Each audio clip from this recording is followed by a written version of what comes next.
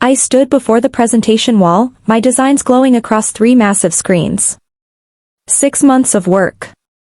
Hundreds of sketches. Countless sleepless nights fueled by cold coffee and pure determination. The entire creative team filled the conference room behind me, their eyes fixed on the campaign I built from nothing. Then Calder-Reeve cleared his throat. "Elise," he said, his voice cutting through the silence like broken glass. "I'm pulling you off this project." The room went still. My heart dropped into my stomach. "You just don't have the vision," he continued, walking toward my screens with his hands casually tucked into his expensive suit pockets. "This campaign needs someone who can think bigger. Someone with real creative depth." My throat tightened. I couldn't breathe. Couldn't move. He gestured to my designs, my concepts, my ideas, every detail I'd poured myself into.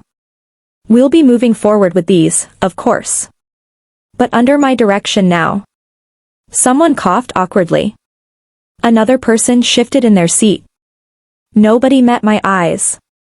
"Please leave your files with my assistant," Calder said dismissively. "We'll take it from here." Public humiliation, complete. I clutched my sketchbook against my chest, feeling like the walls were closing in. The creative director I'd admired, the mentor I'd trusted, had just stolen everything and called me worthless in front of everyone who mattered. The glass hallway stretched endlessly before me. Each step echoed against the polished floors, announcing my shame to the entire Manhattan office. My reflection stared back from the windows, a woman carrying a sketchbook like a shield, trying desperately not to cry. I passed Julia from accounting. She looked away quickly. Then Marcus from branding. He studied his phone intensely. Everyone knew what had just happened. Everyone had heard Calder's words through those conference room walls. In the advertising world, news traveled faster than subway trains during rush hour. My vision blurred. I blinked hard, refusing to let tears fall until I reached the elevator. My fingers gripped the leather cover of my sketchbook so tightly my knuckles turned white. The elevator doors opened. I stepped inside and pressed the lobby button with a trembling hand. As the doors slid closed, I caught one final glimpse of the office, the place I'd called home for 3 years. The place where I'd believed talent and hard work mattered. The place that had just erased me. But beneath the humiliation, beneath the crushing weight of rejection, something else began to grow. Something quiet and sharp. Something that felt surprisingly like focus. I burst through my apartment door and immediately headed for my laptop. My hands shook as I opened my personal cloud storage, the backup drive Calder didn't know existed. There they were. All my original drafts. Every concept sketch. Every mood board. Every single version of the campaign from its earliest stages, time-stamped and saved. My breath caught as realization hit me like lightning. Calder had taken my work files from the office server. But these? These were mine. Created on my personal computer during weekends and late nights at home. Designs I'd developed before ever presenting them to the agency. I scrolled through the files frantically, checking dates. The earliest drafts were from 7 months ago, 2 months before I'd even pitched the campaign idea to Calder. He'd used everything. Every concept I'd shown him in confidence. Every private draft I'd shared to get his feedback. He'd taken it all and claimed it as his own. But he'd made one critical mistake. He'd never asked me to sign over the rights to my personal creative work. He'd assumed, like everyone always did, that anything I created automatically belonged to the agency. My humiliation transformed into something harder. Something sharper. I saved every file to 3 separate drives. Then I started reading my employment contract, line by line, searching for something I prayed was there. The next morning, I tried calling the client directly. The luxury brand we'd been pitching to, they deserved to know the truth about whose work they were actually seeing. The phone rang 4 times before going to voicemail. "Hi, this is Elise Rowan from, well, I was working on your campaign. I need to speak with you about something important regarding the creative direction and..." I left my number and waited. Hours passed. No callback. I tried emailing the brand's marketing director. Carefully worded. Professional. Just asking for a quick conversation about the project. 2 hours later, a response appeared in my inbox. But not from the client. It was from Calder's assistant, Victoria. Elise, please refrain from contacting our clients directly. Any communication regarding active projects must go through official agency channels. As you are no longer assigned to this campaign, you have no authorization to discuss it with external parties. Consider this your formal notice. I read it 3 times, my jaw clenching tighter with each word. They'd blocked me. Cut me off completely. Erased me from the entire project as if I'd never existed. But I saved the email. Added it to my growing folder of evidence. Victoria had just confirmed in writing that I'd been removed from my campaign. Sometimes the trash people throw away becomes the most valuable thing you own. At midnight, I sat cross-legged on my living room floor, surrounded by printed contract pages and highlighted sections. My laptop glowed in the darkness, open to the employee handbook I'd never bothered reading carefully before. Then I found it. Buried in Section 12, Subsection D, Paragraph 3, the agency acquires rights to creative work developed during business hours using company resources. Independent creative work developed pre-contract or using personal resources remains the intellectual property of the employee unless explicitly transferred in writing. I read it again. Then again. My hands started shaking. The entire campaign concept had been mine before I'd ever signed my employment contract. I'd developed the core idea during my freelance days, refining it on my own time, using my personal laptop and my own software licenses. The agency had never acquired those rights. Calder had never asked me to sign them over. He'd simply taken them, assuming they were his to take. I pulled up my earliest drafts again, checking the metadata. Creation dates. Software registration information. Everything pointed back to me, to my personal accounts, to timestamps that preceded my agency employment. The campaign was legally mine. Calder had stolen something he never actually owned. And he had no idea. I leaned back against my couch, a strange calm settling over me. The path forward suddenly became crystal clear. I wouldn't fight him publicly. I wouldn't make noise or demands. I would disappear. Rebuild. And let him hang himself with my rope. 3 weeks later, I stood in line at a coffee shop and overheard 2 creative directors talking. Have you seen the new Lux campaign? One said, stirring sugar into her espresso. Absolutely brilliant. Calder Reeve is a genius. My stomach twisted. I heard he developed the entire concept himself, the other replied. Spent months on it apparently. I stared at my phone, pretending not to listen, my coffee growing cold in my hands. Everywhere I looked, I saw my work. Billboards on subway platforms. Digital displays in Times Square. Magazine spreads featuring the designs I'd created in my tiny apartment, hunched over my laptop at 3 in the morning. And every single piece credited Calder's agency. His vision. His genius. My name appeared nowhere. But in the quiet corners of the industry, the late-night group chats, the whispered conversations at networking events, some people remembered. Wasn't Elise Rowan on that project originally? Someone posted in a private design forum I followed. Yeah, I heard she got pulled off it, another replied. Shame. She's incredibly talented. Weird how much it looks like her style though. The conversation thread disappeared within an hour. Probably reported and removed. But I'd screenshotted every word. The Whisper Network knew the truth. They just didn't have proof. Not yet. Noah Whitford's email appeared in my inbox on a rainy Tuesday morning. Hey, Elise. I heard what happened. I'm sorry. If you're interested in starting fresh, I have space at my studio. Small team, good people, no corporate nonsense. Let me know. Noah. I stared at the message for a long time. Noah and I had studied together at design school 8 years ago. While I'd climbed the agency ladder, he'd built his own independent studio in Brooklyn, small, selective, focused on meaningful work rather than big corporate clients.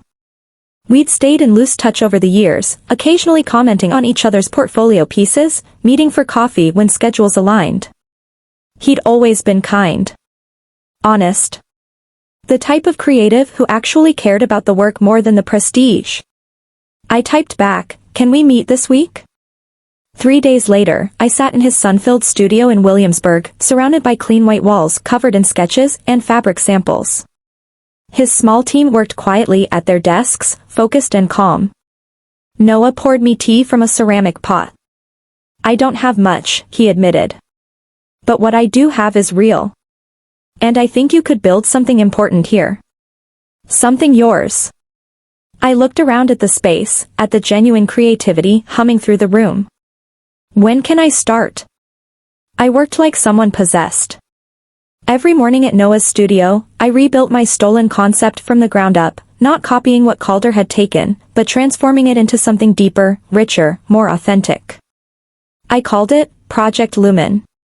Where the original campaign had focused on luxury and status, this version dove into truth and perspective. Into seeing beyond surface beauty to find real meaning underneath. Every color choice carried intention. Every line held purpose. Noah watched my process with quiet appreciation, occasionally offering thoughts but mostly letting me work. "You're different now," he observed one evening as I refined a layout. "More focused." "Getting destroyed will do that," I replied, adjusting a gradient. "No," he said thoughtfully. "You were always talented. But now you're angry. And anger, channeled right, creates the best work." He was correct. Every brushstroke carried the weight of my humiliation. Every design choice became an answer to Calder's dismissal. I wasn't just creating a campaign anymore. I was building proof that he'd been catastrophically wrong. The tagline came to me at 2 a.m, "See beyond the surface." The same words Calder had mocked when I'd first suggested them months ago. "Too philosophical," he'd said. "Clients want aspiration, not poetry." But I knew better now. Real vision wasn't about being loud. It was about being true. Noah scheduled a pitch meeting with a luxury jewelry client, the same brand Calder's agency had been courting for months without success. I walked into their Manhattan office with my portfolio under one arm and my heart hammering against my ribs. The marketing executives sat around a glass conference table, their expressions politely neutral. Professional. Difficult to impress. I connected my laptop to their presentation screen. "Thank you for meeting with us," Noah began. "We'd like to show you something we think captures not just what you sell, but what your customers are actually searching for." I clicked to the first slide. The room went quiet. My designs filled their screen, clean, powerful, emotionally resonant. Not screaming for attention but inviting people to look closer, to discover layers of meaning beneath the initial beauty. "See beyond the surface," I said softly, advancing through the presentation. "Your jewelry isn't just about luxury. It's about the moments people choose to mark as important. The depth beneath the shine." The creative director leaned forward, her eyes fixed on the screen. "This is remarkable," she murmured. Her colleague nodded slowly. "Very different from what we usually see." When the presentation ended, silence filled the room, the good kind. The kind that meant people were actually thinking. "We'd like to schedule a follow-up," the creative director said finally. "Next week. Can you develop this further?" Outside, Noah grabbed my shoulder and grinned. Everything was falling into place. Calder heard about our pitch within 48 hours. The advertising world was smaller than people realized. Someone always knew someone who knew someone else. Information leaked through the cracks like water. I was at Noah's studio when Victoria called my cell phone. I almost didn't answer, seeing her name still triggered memories of that awful email, but curiosity won. "Elise." Her voice was tight. "I'm calling on behalf of Calder. He wanted me to inform you that he's aware of your new project." I said nothing, letting silence do the work.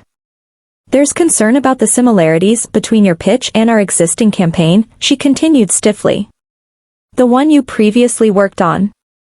Calder wants to make sure there's no confusion about intellectual property ownership. A smile tugged at my lips. Tell Calder I appreciate his concern, I replied calmly. But everything I'm working on now is completely original. Developed independently. I'm sure he understands how that works. I could practically hear her teeth grinding through the phone. He'd like to speak with you directly. I'm sure he would. But I'm quite busy. Have a good day, Victoria. I hung up before she could respond. Minutes later, my phone rang again. This time, Calder's name appeared on the screen. I let it go to voicemail. Then played the message on speaker so Noah could hear. Elise. We need to talk. Call me back. His voice carried an edge I'd never heard before. Fear. When Calder called the third time, I answered. You should be careful, he said immediately, skipping pleasantries. Creating work that resembles our campaign could create legal issues for you. People might think you're copying. I leaned back in my chair, gazing out Noah's studio window at the Brooklyn skyline. That's an interesting concern, Calder, I replied softly. But I'm not worried. You should be. Our lawyers. Your lawyers won't find anything problematic, I interrupted. Because everything I'm creating now is original work. Developed independently. Just like the work I created before joining your agency. Silence stretched between us. I could practically hear his mind racing. What's that supposed to mean? It means exactly what I said. Original work. Independent development. Surely someone with your vision understands the importance of creative ownership. More silence. Then, you're playing a dangerous game. No, Calder. I'm not playing at all. I'm just working. Creating. Using my vision. I paused. The vision you said I lacked. Remember? Elise. People might think you're the one copying me, I said quietly. Wouldn't that be ironic? Then they'll finally know what originality looks like. I hung up before he could respond. Noah looked up from his desk, eyebrows raised. That was cold. That was necessary, I corrected, turning back to my laptop. The power had shifted. And Calder knew it. Over the next month, whispers reached me through the industry grapevine. Calder's campaign was struggling. Production delays plagued the shoot. The creative team couldn't quite execute his vision, probably because it had never actually been his vision to begin with. Details that had worked in my original concept fell flat under his direction. I heard their luxury client is getting impatient, someone mentioned at a networking mixer. Asking for revisions. Calder keeps promising brilliance but delivering mediocrity. Another designer told me she'd heard 3 senior creatives had quit Calder's team. Toxic environment, she'd said. He takes credit for everything and blames everyone when things go wrong.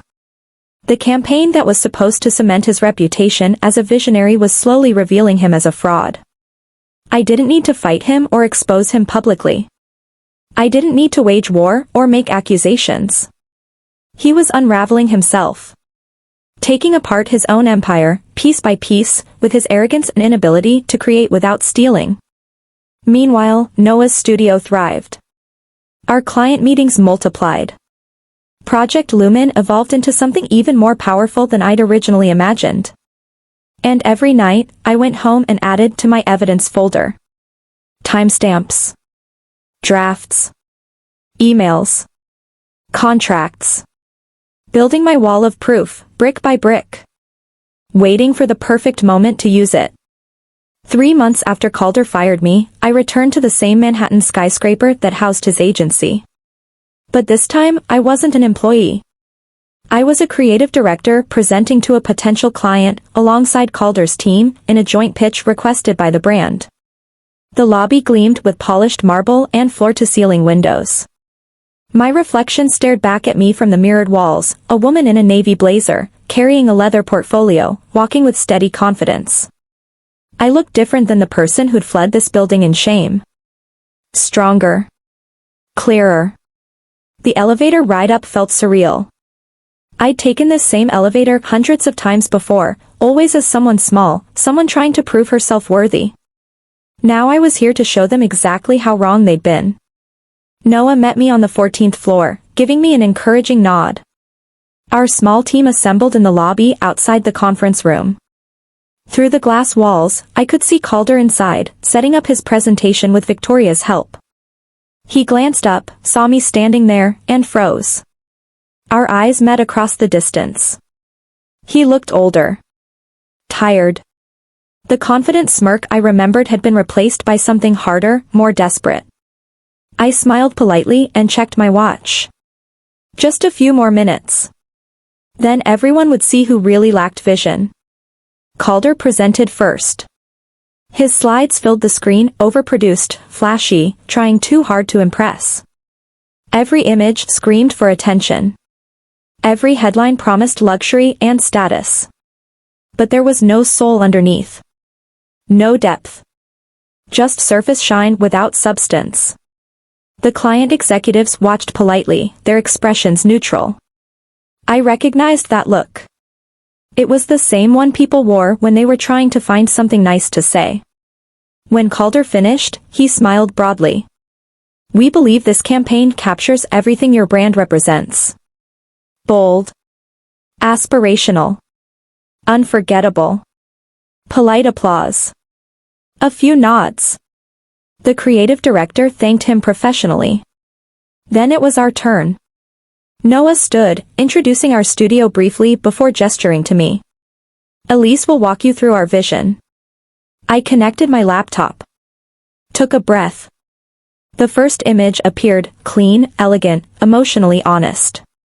A woman examining her reflection, not admiring surface beauty but searching for something deeper in her own eyes. See beyond the surface, I said quietly. The room shifted.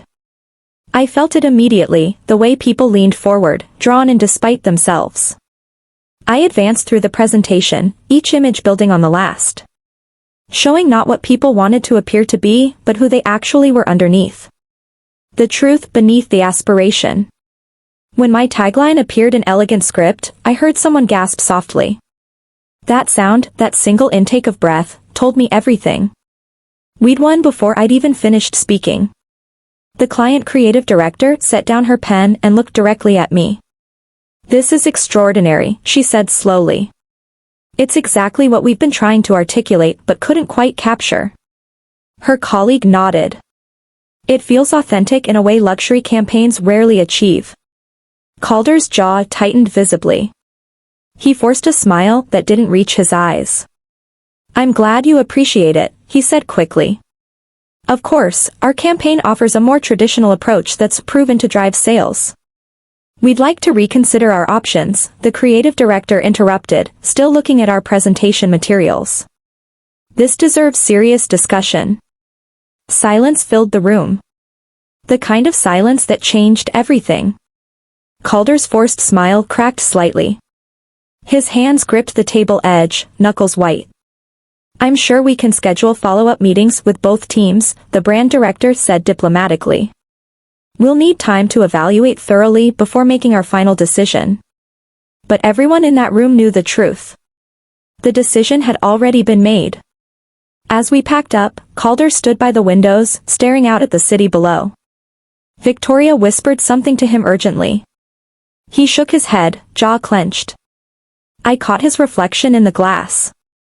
For a moment, our eyes met again. This time, I saw panic staring back at me. I gathered my materials silently and followed Noah to the elevator. No gloating. No triumph. Just quiet satisfaction. Sometimes the loudest victory is complete silence. 1 week later, chaos exploded across my phone screen. Someone had leaked Project Lumen's drafts online, unfinished versions, early sketches, internal notes. And they'd posted them with a damning caption, designer Elise Rowan caught stealing concepts from established agency. My heart stopped. The post had already been shared hundreds of times.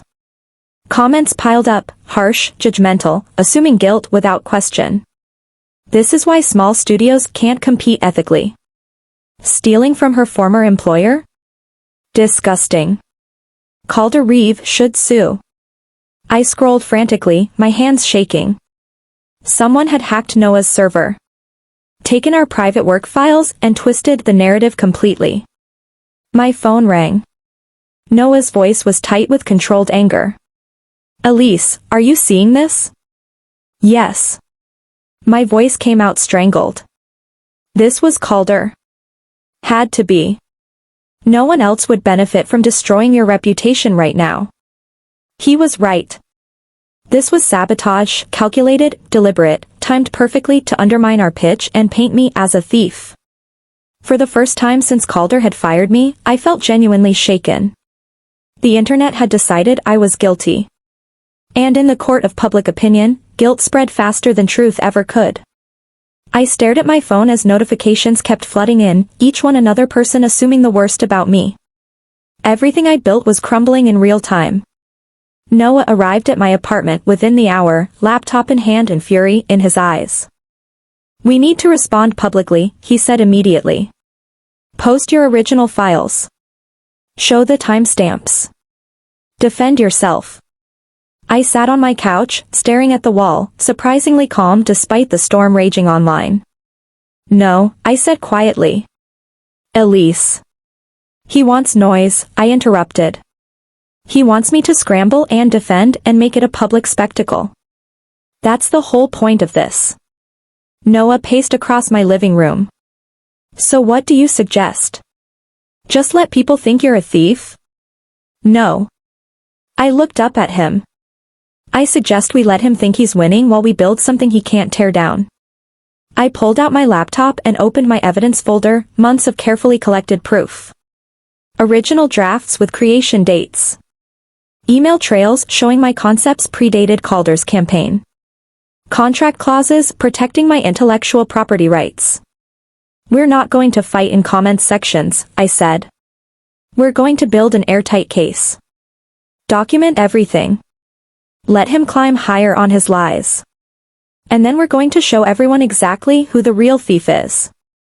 Noah stopped pacing. Studied me carefully. You're sure about this? Timing is everything, I replied. He thinks he's destroyed me. Let him believe that. Let him get comfortable. Let him make more mistakes. I closed my laptop and met Noah's eyes. He wants noise. We'll give him silence. And when we finally speak, it'll be the only voice anyone hears. I met with an intellectual property attorney in her Fifth Avenue office the following week. Patricia Ramos was sharp, experienced, and notoriously protective of creative professionals. She listened to my entire story without interruption, occasionally making notes on her legal pad. When I finished, she opened my evidence folder on her laptop. 10 minutes of silence passed while she reviewed everything, timestamps, drafts, contracts, email chains. Her expression remained neutral, professional, giving nothing away. Finally, she looked up. Your case is airtight, she said simply. These drafts clearly predate his campaign by several months. The contract clause is unambiguous. He used your intellectual property without authorization. Relief flooded through me. We could move forward immediately, Patricia continued. File a lawsuit. Issue cease and desist letters. The evidence is strong enough to win. But? I asked, sensing hesitation. She smiled slightly. But you don't strike me as someone who wants to win a court case. You want him to lose everything. She was right. If we move now, it becomes a legal dispute, Patricia explained. Messy. Drawn out.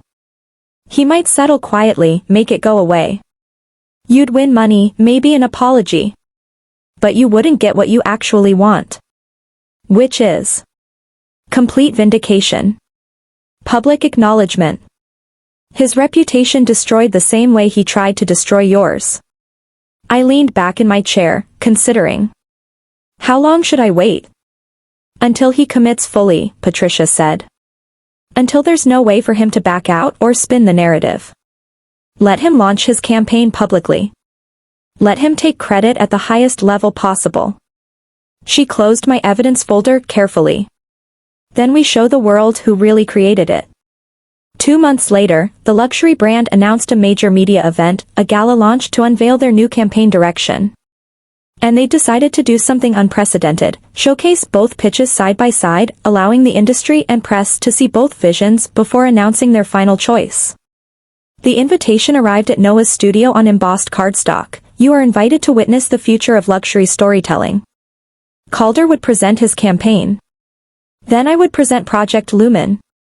Head to head. Winner take all. It was theatrical, dramatic, and absolutely perfect.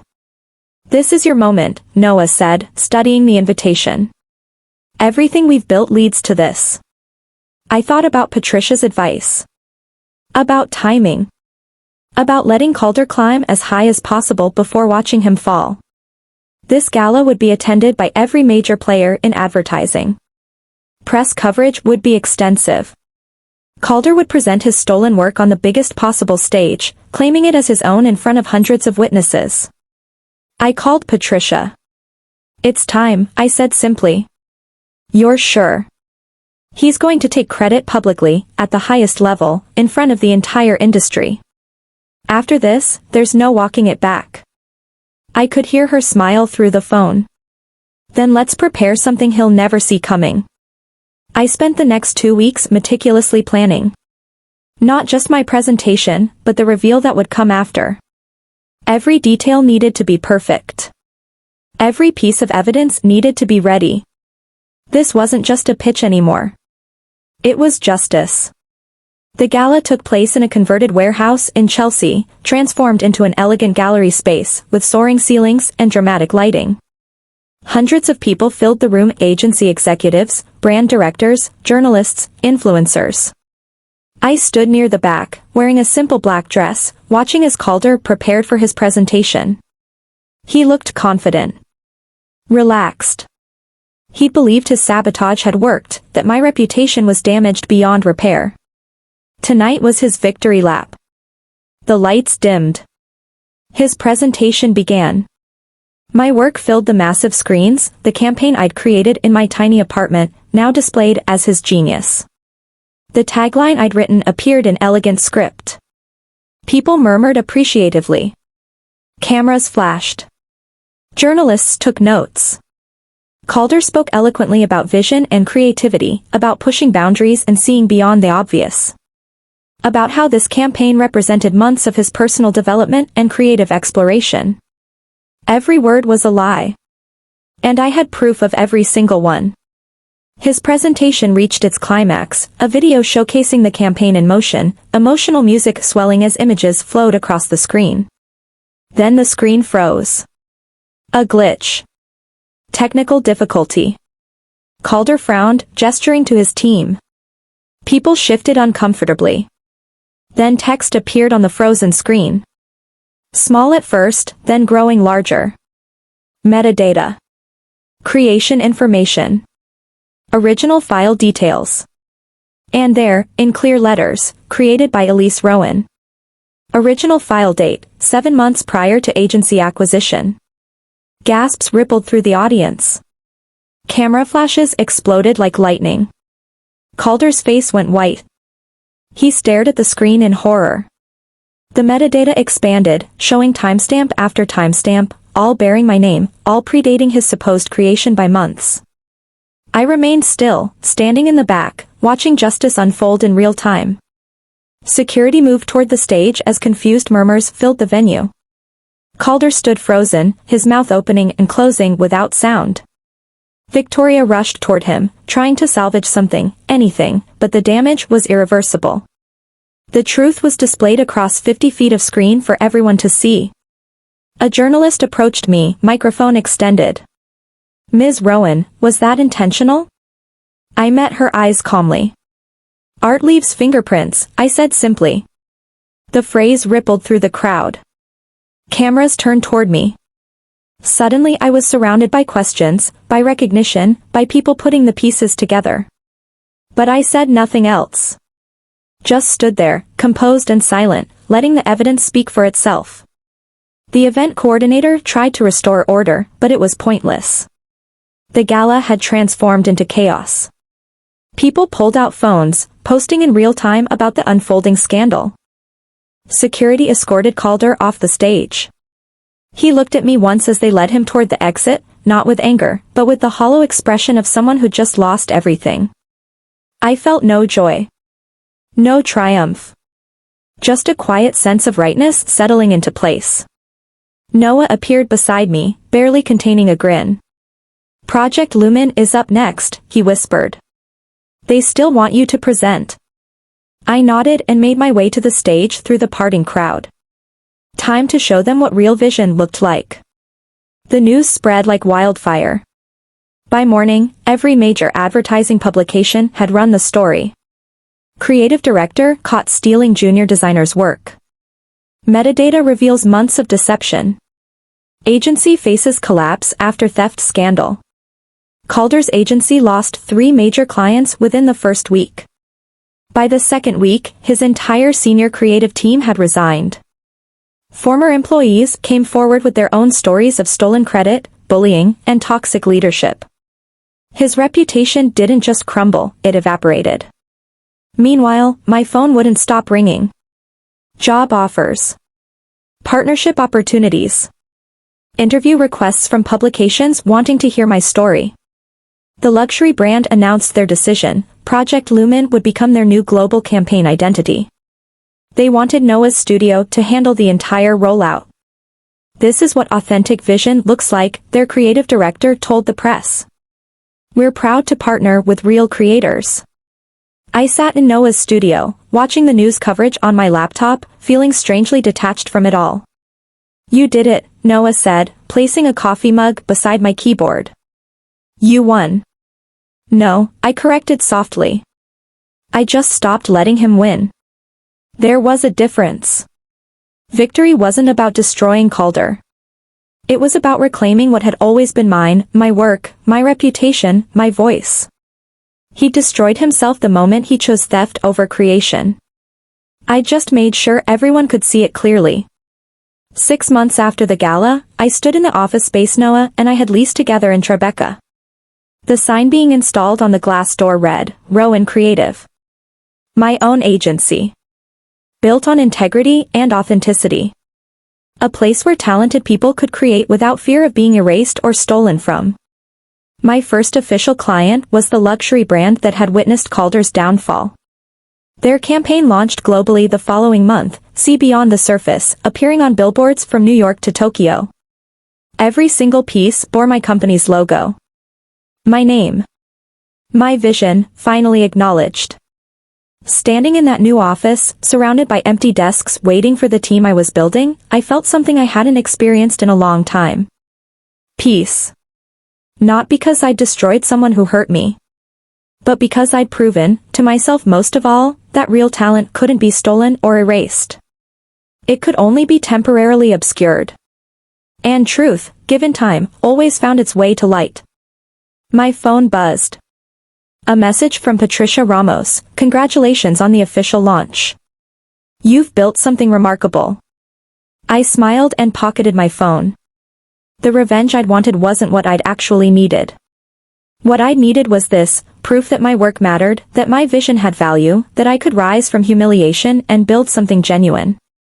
Calder had tried to erase me. Instead, he'd forced me to become exactly who I was meant to be all along. The knock on my office door came on a Tuesday afternoon, 3 weeks after our official launch. I looked up from my laptop to see someone I hadn't expected standing in the doorway. Calder. He looked nothing like the confident creative director I remembered. His expensive suit hung slightly loose. His face carried the weight of everything he'd lost. "Can we talk?" he asked quietly. I studied him for a long moment, then gestured to the chair across from my desk. He sat down heavily, his hands folded in his lap. "You destroyed me," he said finally. The words hung in the air between us. No, I replied calmly. You did that the moment you stopped creating and started stealing. He flinched but didn't argue. I came to apologize, he continued. I know it doesn't change anything. I know you have every right to hate me. But I needed you to hear it. I'm sorry. I leaned back in my chair, considering his words. Looking at him now, I didn't feel the anger I'd carried for so long. Just a distant sort of sadness for someone who'd had talent once but had let ego consume it. I accept your apology, I said finally. But understand something, Calder.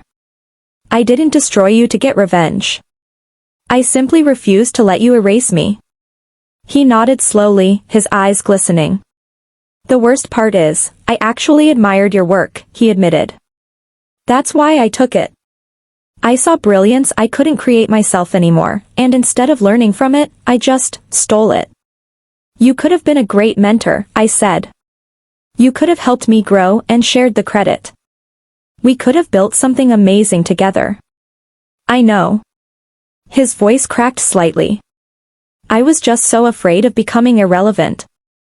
I stood, signaling the conversation was ending. Fear makes us smaller, Calder. You taught me that, even if you didn't mean to. He rose from the chair, extending his hand. I shook it briefly. I hope you find your way back to actually creating, I said as he moved toward the door. The industry needs real talent, not just thieves. He paused at the threshold, looking back one final time. You were always better than me, Elise. I'm sorry it took losing everything for me to admit it.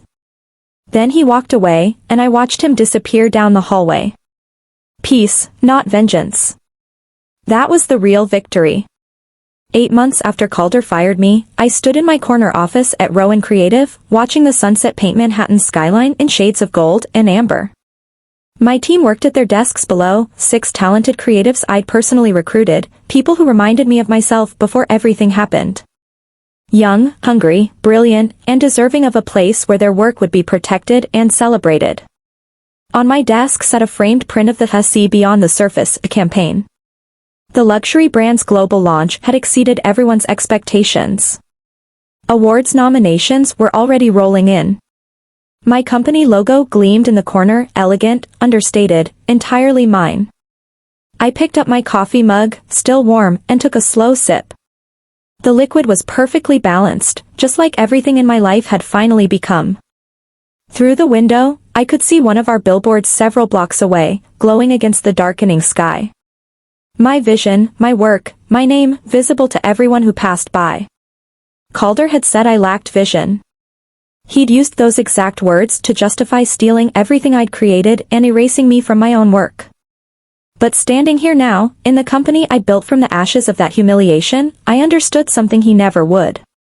Vision wasn't about seeing what was directly in front of you. It wasn't about taking credit or climbing higher or crushing others to make yourself feel important. Real vision was about seeing farther. Deeper. Beyond the immediate moment to the future you could build if you stayed true to yourself and your work. I set down my coffee and smiled softly at my reflection in the window. He'd said I lacked vision. But maybe he just couldn't see far enough to understand what vision actually meant. I turned back to my desk, pulling up the designs for our next campaign. Tomorrow would bring new challenges, new opportunities, new chances to create something meaningful. But tonight, I allowed myself this moment. This quiet satisfaction of knowing I'd transformed my greatest humiliation into my most authentic success. Not through revenge or destruction, but through the simple act of refusing to stay erased. The city lights twinkled below as darkness settled over Manhattan. And in my corner office at Rowan Creative, surrounded by the work I'd built with my own vision, I finally felt like I'd come home.